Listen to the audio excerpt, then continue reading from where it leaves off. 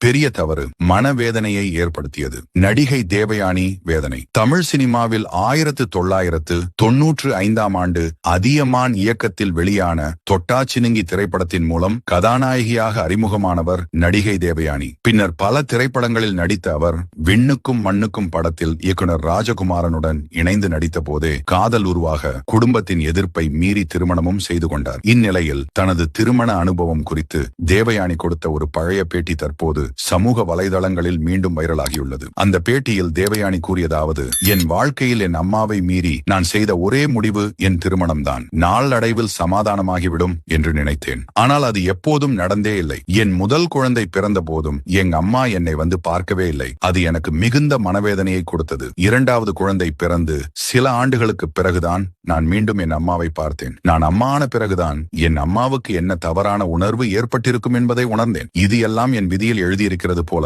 என்றார். இந்த உணர்ச்சி பூர்வமான பகிர்வு ரசிகர்களிடையே மிகுந்த கவனத்தை பெற்றுள்ளது.